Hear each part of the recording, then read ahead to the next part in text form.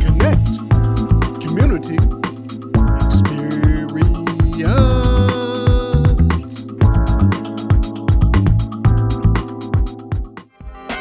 Less stress matters.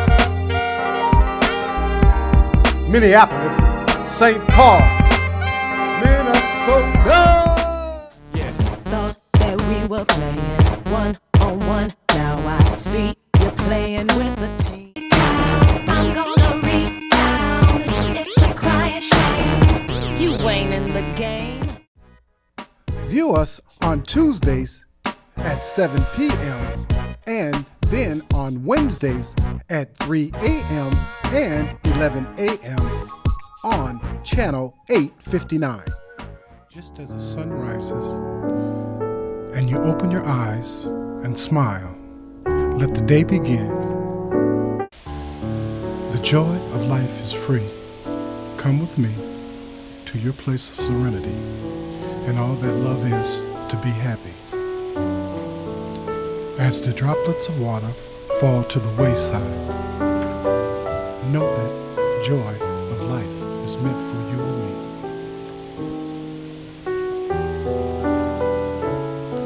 Live, love, be happy.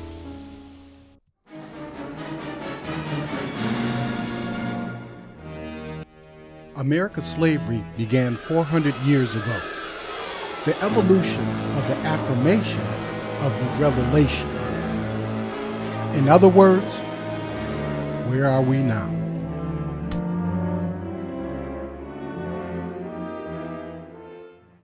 Dr. Mahmoud El-Kati, lecturer, commentator, author, civil rights worker, Black history historian.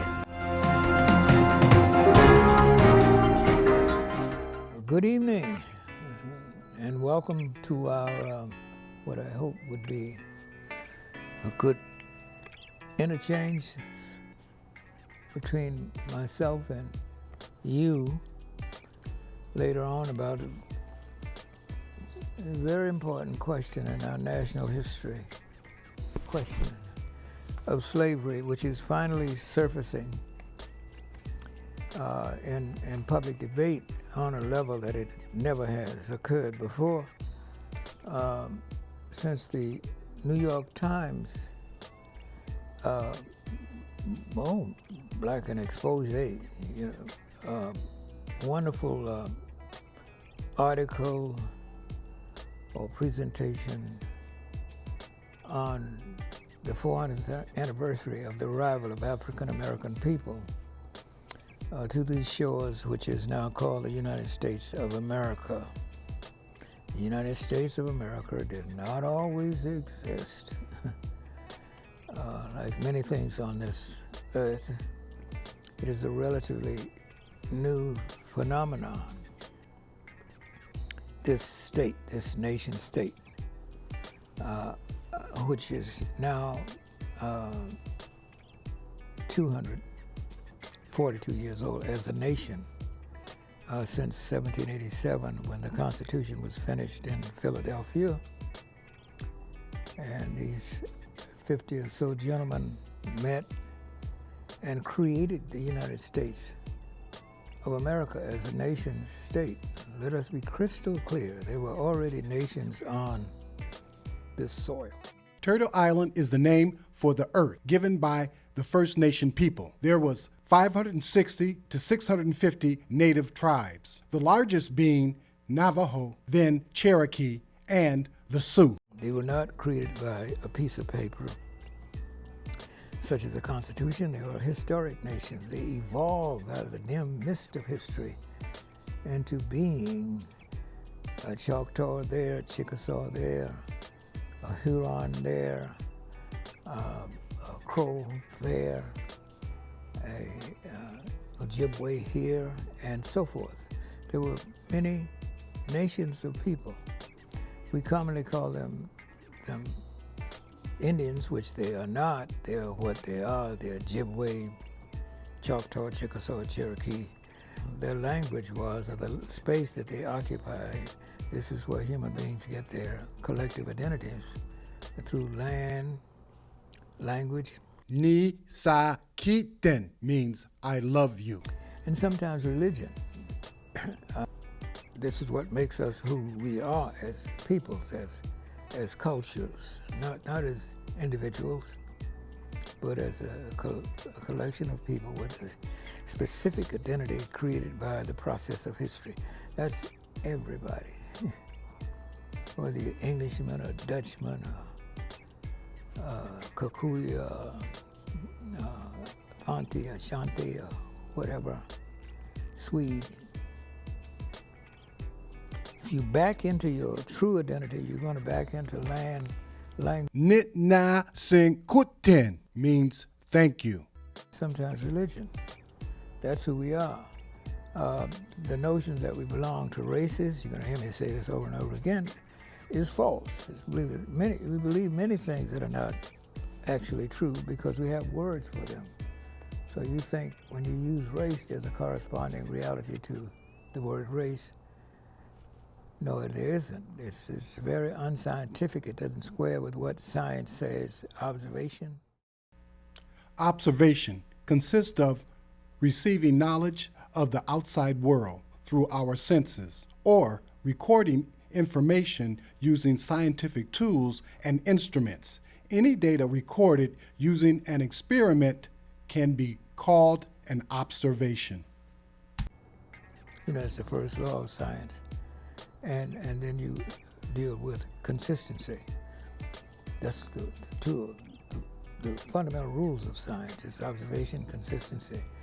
And you want, well, race doesn't do that. What we think, right? It's in our minds, in our heads.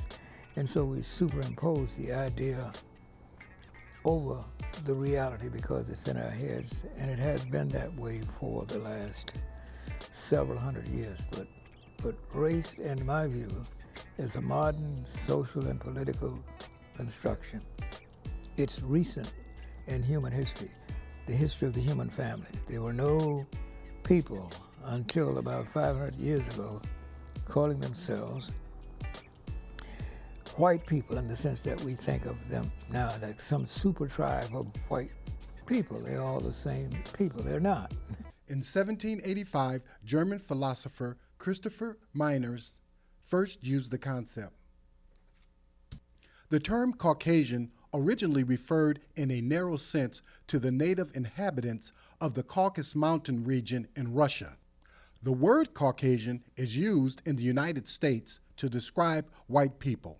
It's the wrong term. They're kin, like Africans or like Native Americans here were kindred because they occupy similar space, and through the years they've interchanged with one another and so forth. But there are they occupy similar space, and through the years they've interchanged with one another and so forth. But there are no pure races. We got that? Okay. Back to the question at hand is this: slavery. I'm one who thinks that you cannot understand the history of America, what we matter-of-factly call America, the history of this nation state, which was founded in 1787 and was settled first by a handful of Englishmen in 1607, that's the beginning, in Jamestown, Virginia. And in 1619, some Africans appeared on a ship as a result of some skirmish between the Dutch and the Spanish at sea. And they were brought into this dim August day in 1619 and exchanged for victuals or food or whatever. And that's the beginning of the history of black people in America, African people, black people, Negroes, colored people, African Americans. These many names mean the same thing because it comes out of one experience, the history of the people who entered Jamestown. Enslaved Africans came from Senegal River in the north to Angola in the south. Europeans divided this land into 5 coasts. Upper Guinea, delineated by the Senegal and Gambia River. Ivory, or Kawa, or Windward, coastal central Liberia. Lower Guinea, divided into Gold Coast on west. Angola coast supplied half the slaves sent to the Americas. And they were not one people. Later, there were many people from West and Central and the upper part of South Africa and Mauritania and those places, and somewhat into the interior to the Congo Basin, is where most African people who live in the United States came from. They didn't come from one region or one language or one absolute color. They were colored people, dark-skinned people for the most part, but there's a range of darkness, tan and brown and so forth.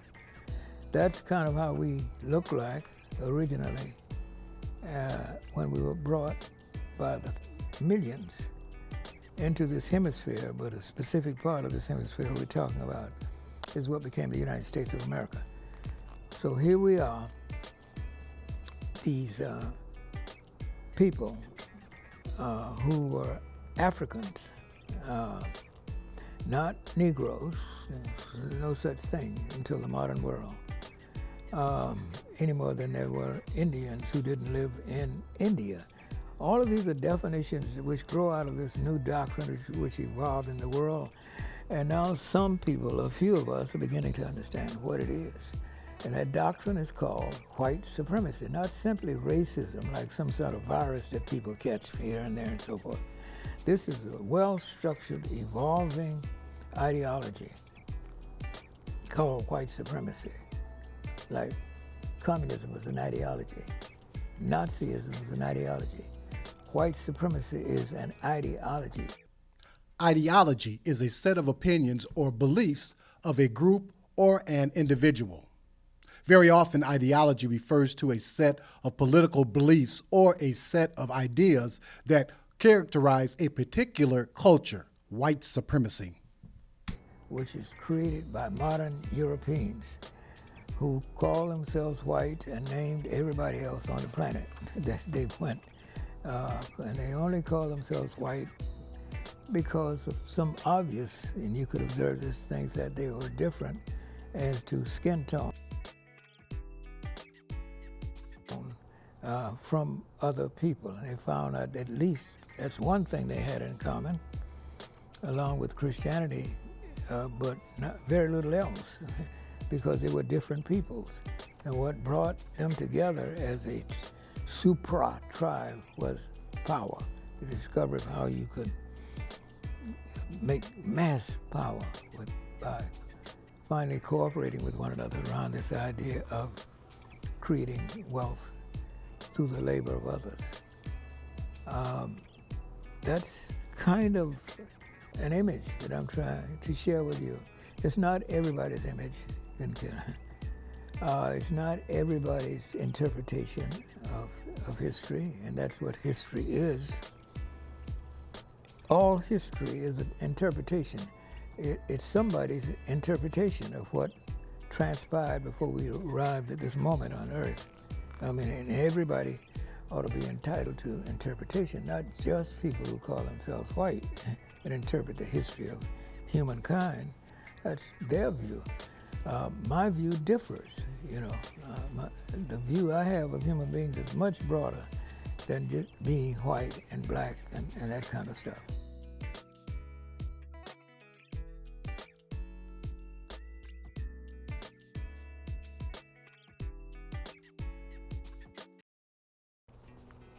It's the human family I'm talking about.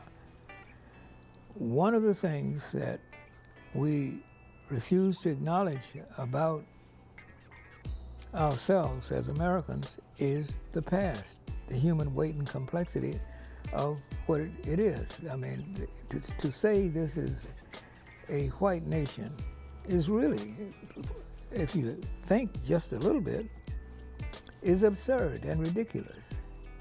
It's not a white nation, never has been a white nation, and never will be. Why? Because the people that occupied this land originally were not white people. The people who came here to what became the United States, a minute after the people from Western Europe, not white people, more specifically, they were English-speaking people. There was no white language that every white nation spoke. That's nonsense.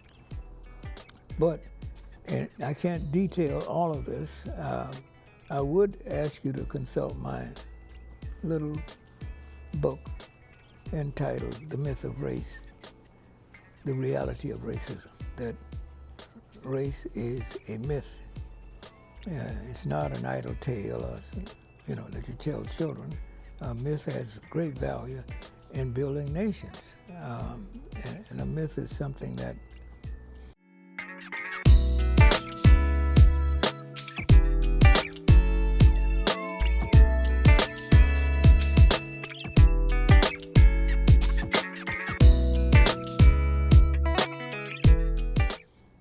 to which there's a little bit of truth. Everything else may be fabricated, made up. I had nothing to do with reality. A myth is like, it may or may not be true. It doesn't matter. People believe it anyway, whether it's true or not. So then, that's what I mean by myth. America is a myth, a series of myths, beginning with the whole thing of whiteness, a myth that they had these people whom we made more than icons, idolatry that we have, this idolizing the founding fathers, and made them something other than human beings, and that's not unusual either. They are mythical figures. I mean, they weren't real people, but you're mythical when you go beyond what is actually a part of reality, the complexity of reality. So George Washington never told a lie. That may be a hell of a surprise to Malcolm X, since George Washington was a man, like other men. He probably told a lie.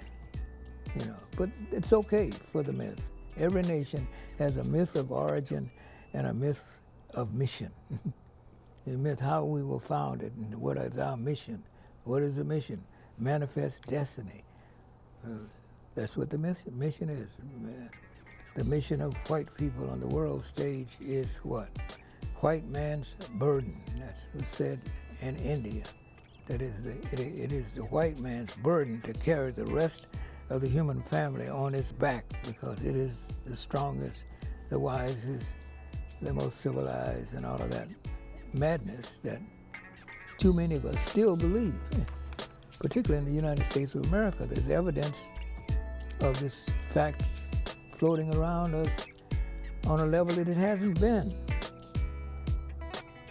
since the heydays of the Klan and slavery and segregation and so forth. I mean, it's out there now.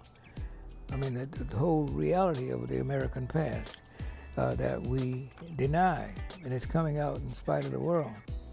And this is a good thing for the people of the United States, to be confronted with their past. Because nothing can be solved that can't be faced. You can't solve a problem if you cannot face it. We've been unable to face our past, and the past of the United States is very complex, and much of it is very, very ugly, along with America the Beautiful. And we have, as a nation, has not been able to grow up. We have not been able to grow up as that. We're like adolescents, confused, incoherent. Adolescence, the period following the onset of puberty, during which a young country develops from an idea to a country. America rise, America rise, America rise. Adolescent about the past. Fundamental thing about the past in the United States. You cannot understand the American past without having some understanding of the institution of slavery. It's an institution which lasted longer than any institution in America's life history. There's nothing, no institution, including the government, is 250 years old or more. You know, the government was created in 1787, that's 242 years ago. We're talking about before that, 14 generations. That's when slavery was invented in a specific American way. I don't mean to imply that slavery didn't exist before it came to America. Slavery was some form of man's and woman's exploitation of other human beings. It was old when the world was young. So we're talking about a specific form of exploitation of human beings by human beings. The United States is unique for all sorts of reasons.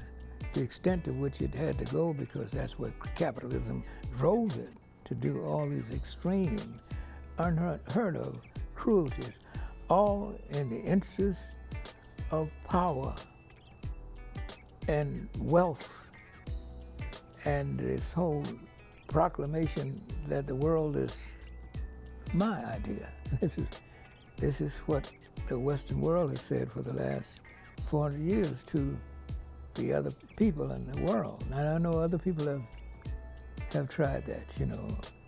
Who are you talking about? Genghis Khan?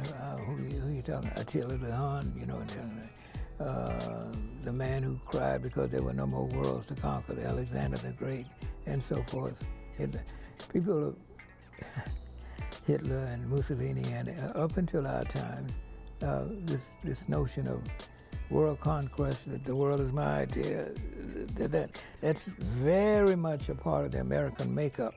And we have a great example of that in the lifestyle and spirit and belief system of the man who occupies the White House. Donald Trump is an authentically American creation. The hubris, the arrogance, the disrespect, dismissive of other people's humanity, and so forth is very American.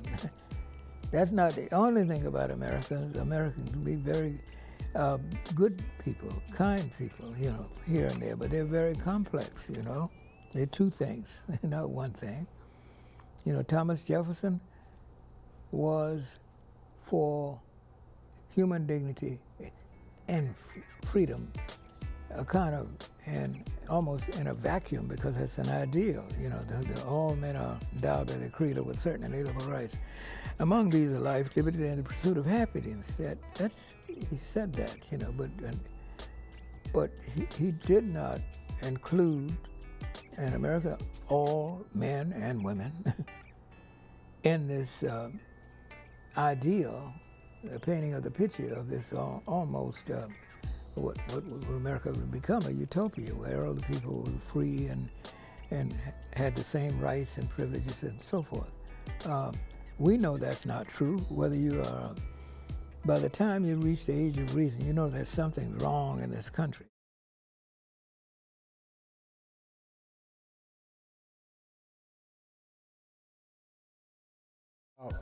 Number one, we'd like to remind all of our viewers that from time to time, you will see us talk about different topics.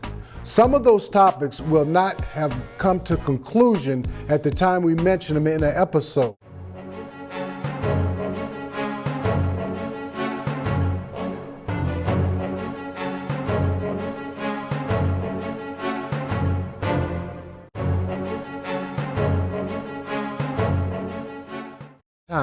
With that being said, we want to keep you updated on stories that have not yet concluded. And it's very important for us to follow the timeline at which the topics will be concluded.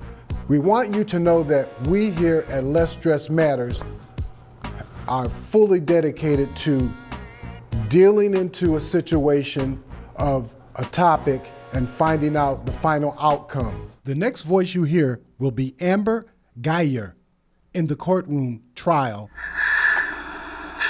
I was scared. Hey!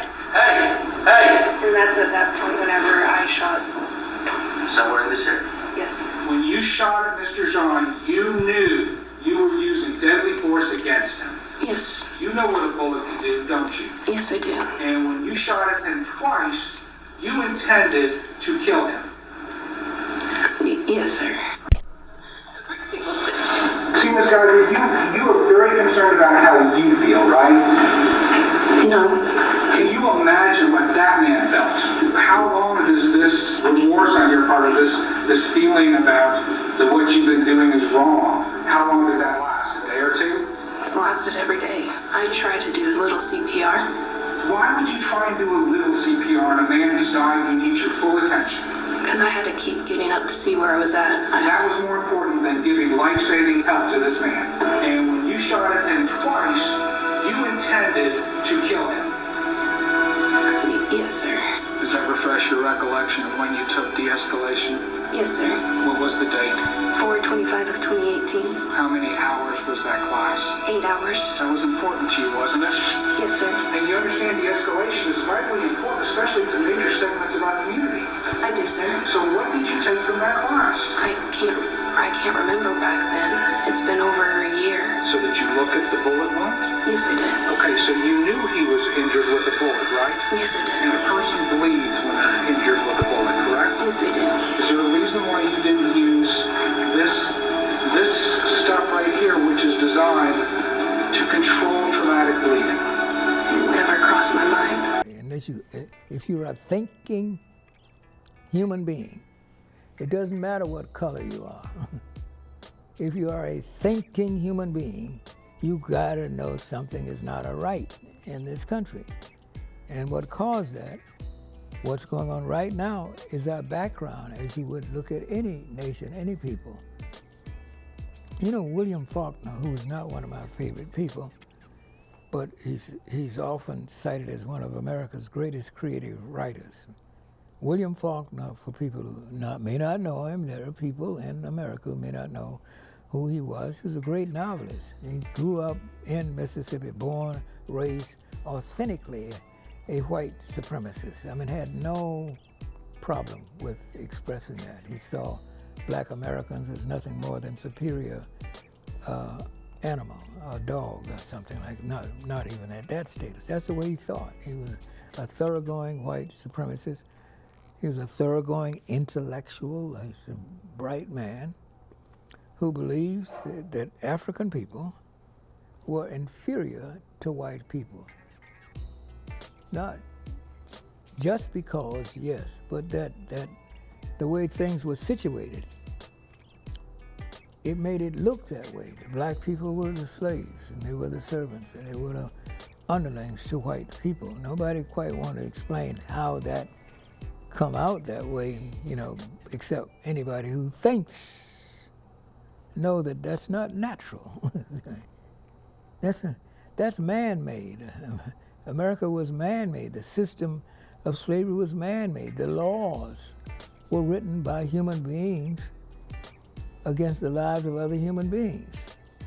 The Constitution was initially a racist document. The first article of the American Constitution is what? Section 3, Article 1, Section 3 of Article 1 deals with the proportional representation of the United States government. That's what the House was created, the Congress, the lower house, based on proportional representation. You know, the states with the greatest numbers get the greatest numbers of people representing it in the House. And the original Constitution, the original debate in American domestic politics was the 3/5 clause, which came out as a result of the debate.